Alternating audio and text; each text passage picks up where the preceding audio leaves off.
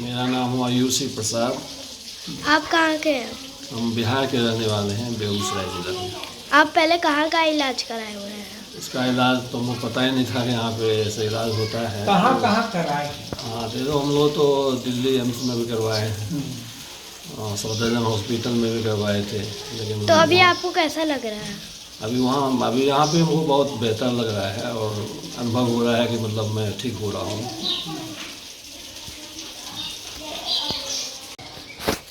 बैठ उठ के देखिए।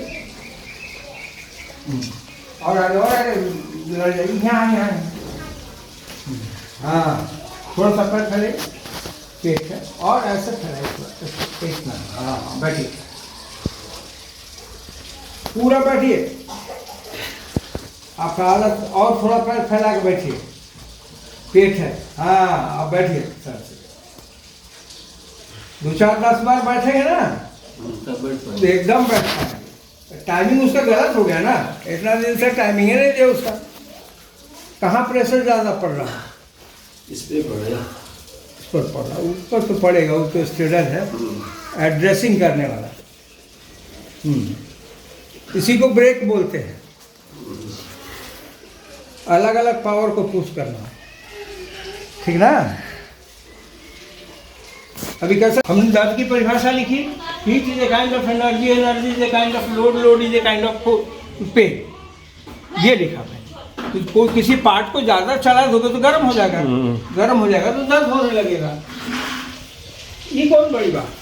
इसलिए अपना भीतर वाला जो प्राण है उससे ये कोशिश करो कि अब वो बात को समझे रे बेटा, और जितना जल्दी समझ जाएगा उतना ही जल्दी ठीक हो जाएगा। नहीं सुन, बिल्कुल जीरो पर है।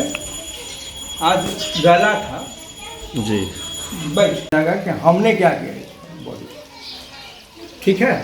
उसको एक्शन करेक्शन तो बोलते हैं, एक्शन करेक्शन। जो आप बॉडी पर एक्शन करते हैं वो यहाँ प्रोग्राम होता है, उसके हिसाब से वो प्रेशर जाती है और एक्शन करेक्शन देना है। मन में तय करो कि नहीं कांपेगा। अब देखो क्यों कांपने लगता है, सुनता इसको ऐसे ले गए तो इस हाथ को कलाई से सीधा करेंगे, कलाई हिलने लगता है। तो कलाई को आप टेढ़ा कर देते हो और लोड कर देते हो। पानी पिया जाता ऐसे उठा के ना, तो तू तो इसको हिलाते ही नहीं हो, यहीं से इसका मूवमेंट उसका गड़बड़ कर देते। ये बात समझ में आई कि नहीं? ये हाथ को जब पीते हैं पानी तो ऐसे उठाते हैं, ऐसे उठाते हैं, समझ ना। इस हाथ से क्यों नहीं होता? तो लिफ्टर सही है इसका, इसका लिफ्टर सही नहीं है। माने यहाँ का एंकर जो है ना, एंकर को लिफ्ट करना है, इधर इधर इधर इधर। तो रॉड को पकड़ लो, कभी इधर घूमो, कभी इधर घूमो, कभी इधर घूमो। यहीं से प्रॉब्लम है। हाँ, प्रोग्राम खराब है। देखो इसका प्रोग्राम का सही करने का, ऐसा उंगली लगाओ। अब इस हाथ से इसको दबाओ, यहाँ से दबाओ, फिर इस हाथ से इसको दबाओ। माने ये लोड हो गया, और ये लोड सहना हो गया, टॉलरेशन रोड, और ये हुआ bear load. Toleration road, bear load, toleration road, bear load, ऐसे करके करेंगे तो इसका टाइमिंग। यूट्यूब के दर्शकों, आज कुछ अधिक समय के बाद मैं एक पेशेंट के साथ आपके सामने आया हूँ। ये पैरालिसिस का ही एक पेशेंट है, लेकिन इसको बोलते हैं पार्किंसन। माने सर कांपना, हाथ कांपना, बदन कांपना। मतलब है कि बॉडी के हर जोड़ों में बैलेंस नहीं है। वह कोई भी कार्य करना चाहता है, उसके पहले वो क्या होने लगता है, वाइब्रेशन होने लगता है। ये उसकी दोष होती है। तो पार्किंसन लोग कहते हैं कि ब्रेन से होता है, ऐसा नहीं है। बॉडी के लोड को कंट्रोल करने के लिए ब्रेन में एक विशेष पार्ट है, और वह पार्ट तभी लॉजिक देता है, वो लॉजिक देता है, बराबर लॉजिक देता है जो लॉजिक पहले देता था, लेकिन बॉडी का पार्ट उस तरह का एक्शन नहीं कर पाता, इसलिए ब्लड वाइब्रेशन होता है, अर्थात पावर वाइब्रेशन होता है। पावर वाइब्रेशन होने के बाद बॉडी फ्लैक्चुएट हो जाती है, कांपने लगती है। तो इसी को पार्किंसन बोलते हैं। वह फौजी आदमी है, फौज में काम करके रिटायर होके आया और वो पार्किंसन के चलते ही उसकी रिटायरमेंट हो गई। फिर आने के बाद वह एक CISF में ज्वाइन किया। ज्वाइन करने पर पार्किंसन ज़्यादा हो गया, तो उसको कोई रोगी बताया कि इस बीमारी का इलाज सटीक लोटा वही करते हैं। तो वह मेरे यहाँ संपर्क किया और मेरे यहाँ आया तो मेरा काम पहला है कि बॉडी के हर जोड़ों को देखना कि पूरा जोड़ सही जगह है कि नहीं है, या उसका कंस्ट्रक्शन सही है कि नहीं है, ये बात आती है। तो मैंने उसे दिखाया, हालांकि कोई साथ में लेके नहीं आया था, तो उसको हमने दोनों उंगली रख करके डिफरेंस बता करके नाप के दिखाया। एक्चुअल पार्किंसन वाले रोगी लकवा से भी कठिन होते हैं और उसमें बहुत लोगों की सर्विसें डिस्टर्ब हो जाती है, लाइफ डिस्टर्ब हो जाता है, पानी पी नहीं पाता, हाथ में लेगा थिरकन होते होते होते मुंह तक जाते जाते पूरा ग्लास का पानी गिर जाएगा, ये उसकी क्रिया है। तो वो लंबे पीरियड तक रहने पर उसके ब्रेन में प्रोग्राम चेंज होने लगता है, उस वाइब्रेशन पर चला जाता है। तो मैंने पहला दिन उसका काम किया, काम करने पर उसको 50% 40 से 50% उसको पार्किंसन कम हो गया। तो उस दिन पानी तो वो एक गिलास से पिया, लेकिन कुछ गिरा कुछ बचा, पानी पी लिया। फिर दूसरे बार जब आया तो दूसरे बार का ये तस्वीर है। तो मैंने पूछा कि भाई तुम्हारा कैसा है? बोला कि पहले तो मुझे पता ही नहीं चलता था, मैं गर्दन को टिल करके रखता था, एक तरफ घुमा के रखता था, और घुमा के रखता था तो पूरा बॉडी का पूरा लोड गड़बड़ था। तो हमने कहा कि तुम घुमा के रख नहीं रहे थे, तुम्हारा कशेरुका जो है 7 कशेरुका V1 V2 V3 V4 V5 V6 V7, वो 7 कशेरुकाएँ घूम गई थी। तो घूम जाने से तुम सीधा कर नहीं सकते थे, इसलिए मूवमेंट तुम्हारा गड़बड़ था। और उसके नीचे जो रीढ़ का लगा हुआ है, वो रीढ़ की 34 हड्डियाँ भी अपने अपने लीक से अलग हो गई थी, इसलिए तुम्हें ज़्यादा दिक्कत हो रहा था। और तुम्हें पता नहीं चलता था कि तुम ट्विस्ट हो रहे हो, तुम मुड़ रहे हो। तो तुम्हारा अभी स्टेपिंग सही था, स्टेपिंग में तुम्हारा एम नहीं था। तो मैंने पूरे बॉडी को लाइन कर दिया है। अब तुम चलने सीखोगे और जो तुम्हारा ब्रेन पढ़ लिया है, रीराइट कर लिया है, तो उसको तुम प्रोग्राम्ड करने की कोशिश करोगे। तो मैंने उसको बहुत सारे कोरियो बताई। कोरियो, मेरे कहने का मतलब, कोरियो का मतलब होता है जो बाहर से क्रिया डाली जाए, जो समाज द्वारा आपके बदन में प्रोग्राम की जाए, दैट इज कॉल्ड कोरियो। तो उस कोरियो को मैंने सुधारा और सुधार के रीराइट करने की बात कही। और जब काम कर लिया तो बोला, पूछा उससे कि तुम्हारा बदन अभी कैसा लग रहा है? बोला कि उसी दिन से अच्छा लग रहा है, खाना अच्छा लग रहा है, पखाना बढ़िया हो रहा है, नींद आ रही है। अब हिलने की क्रिया जो है वो मैंने बहुत कोशिश किया कि सर को सीधा करके रखें, आपने बताया था। तो हम बोले कि देखो, उस समय जिस समय हमने काम किया था उस समय तुम्हारा सर 45 डिग्री पर था, 45 डिग्री पर था, और आज के दिन वो 60 डिग्री पे है। तो 45 से 60 हो जाना, मैं 15 डिग्री डिवाइज कर लेना, ये बहुत बड़ा अचीवमेंट है। इसलिए तुम्हारा थिरकन कम हुआ है, हाथ का वाइब्रेशन भी सही हुआ। बोला पेट भी सही लगता है। हम बोले पेट कांपता रहता था ना हमेशा, वो अनलॉजिकल रहता था, तो पेट में थिरकन होता था, तो इसलिए तुम्हारा डाइजेशन सिस्टम खराब हो गया था। तो अभी थिरकन कम हो गया है, चूँकि जोड़ सब बराबर हो गया है। तो बहुत प्लीज़ हुआ और बोला कि इस तरह का कभी मैंने सोचा नहीं था कि मेरी ज़िंदगी में ऐसी चिकित्सा आएगी। वो लगभग 10 साल से ज़्यादा ही हो गया होगा, 10 साल से ज़्यादा ही बेस पर वो हुआ। फौजी था तो वेट का काम तो करना ही करना पड़ता था, और बल्कि उसको लेजिम जिम माने एक्स्ट्रा कार्य करके बॉडी के रूप को चेंज करने की क्रिया को जिम कहते हैं। तो जिम भी किया करता था, इसलिए उसके फ्लैश बहुत जगह फट गए थे, बहुत जगह फाइबर्स अलग अलग हो गए थे, तो उसको जोड़ने में तो टाइम लगेगा। हम बोले कि देखो इतना जल्दी नहीं हो जाएगा, क्योंकि बिना मेडिसिन का ही काम होना है, और मेरा काम मैक्सिमम बिना मेडिसिन का ही होता है, और बिना मेडिसिन का ही काम करते हैं। सीन पर काम करते हैं, ना कि मेडिसिन पे काम करते हैं।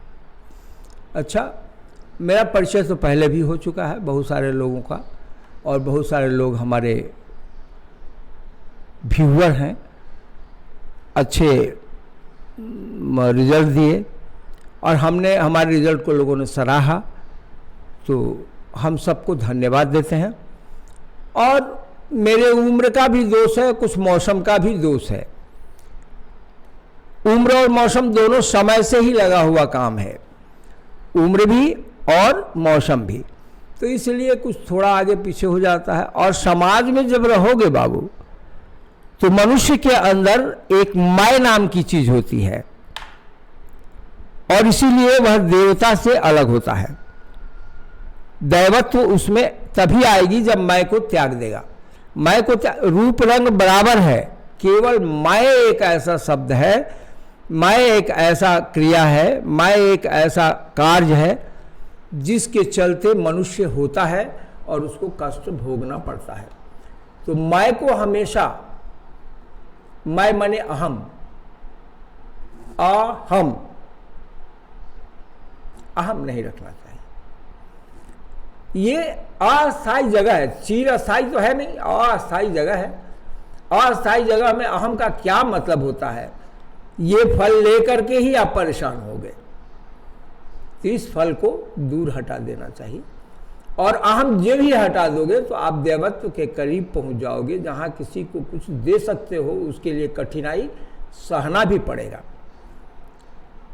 तो आज का मेरा बहुत दिन के बाद आप लोगों से मुलाकात हुई थी, इसलिए एक सांस्कृतिक विरासत का एक नया शब्द मैं दिया। मैं के चलते प्रथम काल में शिव और सती का शादी नहीं हो रहा था, क्योंकि सती एक पुत्री थी राजा दक्ष की, और मनु की पुत्री थी उनकी बीवी। ये दोनों महादेव से द्वेष रखने लगे, इसलिए कि इनके अंदर मैं रहता था। मैं ब्रह्मपुत्र कहा करते थे, मैं ब्रह्मपुत्र कहा करते थे, और मैं पिता के बदले को लेकर का काम करता हूं। तो मैं आ गया ना, अपनापन, अपनत्व। तो अपनत्व के कारण ही उनकी शादी नहीं हो रही थी, तो फिर उन्होंने एक व्रत किया, और व्रत करने के बाद उनकी शादी संपन्न हुई। उसके चलते मैं जो था जल समाधि लेने के लिए तैयार हो गए भाई। उतना बड़ा विशाल आदमी राजा दक्ष, जो कि अपने को क्रिएशन का सबसे बड़ा आदमी मानते थे वो। तो मैं तो यही कहूँगा कि आप लोगों ने मुझे दिया और मैंने आप लोगों को दिया। आप लोगों ने मुझे सम्मान दिया, मैंने आपको सम्मान दिया। सम्मान, बराबर का मान। मेरी बात को अन्यथा नहीं लेंगे। ये उम्र का तगाजा है, जैसे मैंने ये शब्द कही, और विषय मेरा चिकित्सा ही था, तो ये भी चिकित्सा का ही एक शब्द था, इसलिए मैंने आप लोगों के बीच में रख दिया। धन्यवाद।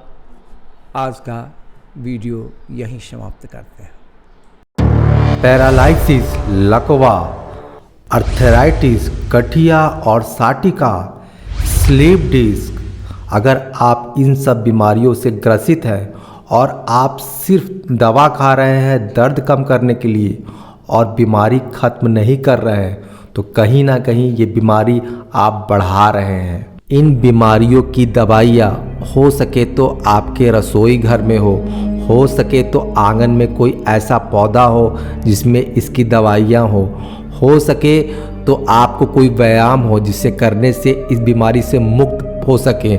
चरक संहिता और बहुत सारे आयुर्वेद दवाइयों में ऐसे नुस्खे और दवाइयाँ हैं जो घरेलू हैं और आप इनसे करके आसानी से अपनी बीमारी को ख़त्म कर सकते हैं। तो आइए हम जानते हैं इन ताकतवर दवाइयों और नुस्खे के बारे में।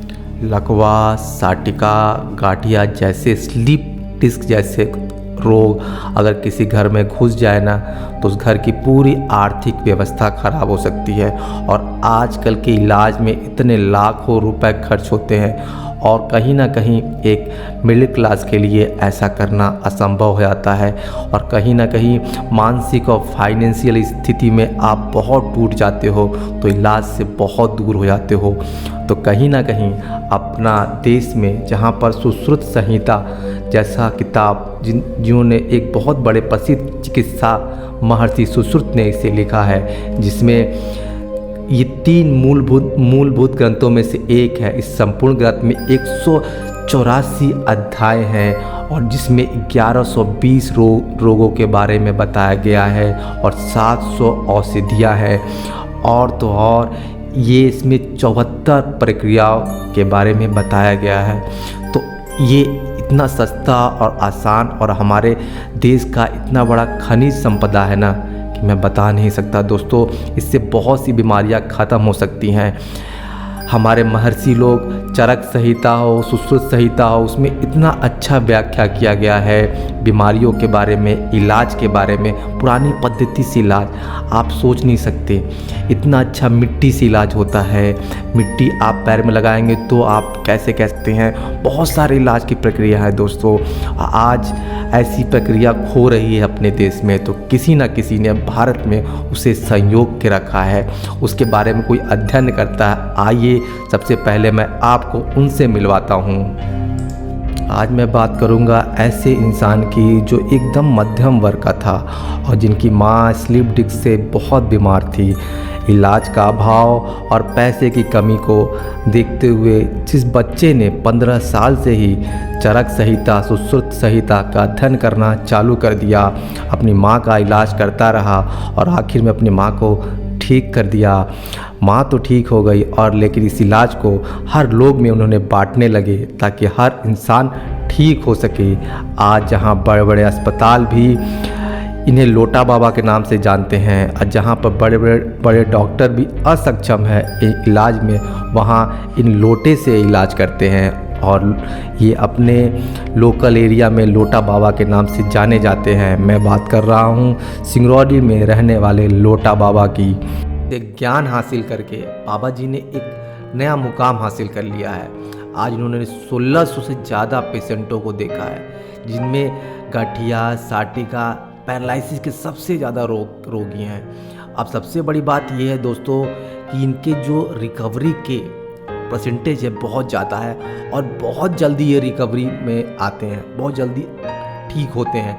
मतलब अब ठीक होने का मतलब समझ लीजिए जो पेशेंट आते हैं ना, वो आधे घंटे 1 घंटे के इलाज के बाद अपना बताते हैं। और सबसे बड़ी बात है कि अगर जो पेशेंट 2-3 बार आता है तो चौथी बार तो वो अपने आप चला आता है दोस्तों। ये मैं नहीं कह रहा, इस वीडियो पूरा देखना, आपको समझ आएगा। वो पेशेंट जब किसी के कंधे पर लद के आता है लेकिन फिर 2-3 बार आने के बाद खुद चला आता है बाबा जी के पास, इससे बड़ी बात क्या हो सकती है दोस्तों। और दोस्तों एक बात और मैं बोलना चाहता हूँ, अभी जो बहुत दूर दूर के पेशेंट हैं वो बाबा जी से हमेशा कहते हैं कि बाबा जी कुछ ऐसा बताइए कि हमें कुछ इलाज के साथ, आपके इलाज के साथ कुछ आराम मिल सके। तो बाबा जी ने एक 52 जड़ी बूटियों का जो चरक संहिता, सुश्रुत संहिता द्वारा व्यापक है, जिसको बनाया गया है, वो तेल जो आप देख रहे हैं स्क्रीन में बाबा जी देते हैं। ये मामूली तेल है, सरसों का तेल ही समझिए इसको, लेकिन इससे बहुत से रोगी, बहुत से पेशेंट स्लिप डिस्क, गाठिया और पैरालिसिस के पेशेंट को जो दूर है, जो बहुत दूर है, उनको हम लोगों ने कोरियर किया है और उन्हें बहुत आराम मिला है। उन्होंने सब ने कहा कि हमें बहुत आराम मिलता है, और ये जो आराम है सबसे बड़ा धन, सबसे बड़ा सुख बाबा जी बोलते हैं यही है हमारे लिए। तो हमारे इस चैनल पर हमेशा बने रहिएगा, क्योंकि हम लोग आपको अब और भी ज़्यादा अब हम लोग आपको इतना अच्छा बताने वाले हैं कि आप घर पर रह के व्यायाम करके या ये तेल भी मंगवा कर आप अपने शरीर पर लेपन करके आप बहुत जल्दी आराम पा सकते हैं। ये चमत्कारी तेल दोस्तों, अगर आप नहीं आ पा रहे हैं तो भी आप मंगवा कर एक बार अपने शरीर पर लगा कर कम से कम आप देख पाएंगे, समझ पाएंगे कि आपके शरीर में कुछ परिवर्तन हो रहा है कि नहीं। आपको ज़रूर इसका रिजल्ट मिलेगा दोस्तों। इसका रिजल्ट 70-90% पॉजिटिव है, बहुत जल्दी असर करता है, बहुत आराम देने वाला तेल है दोस्तों।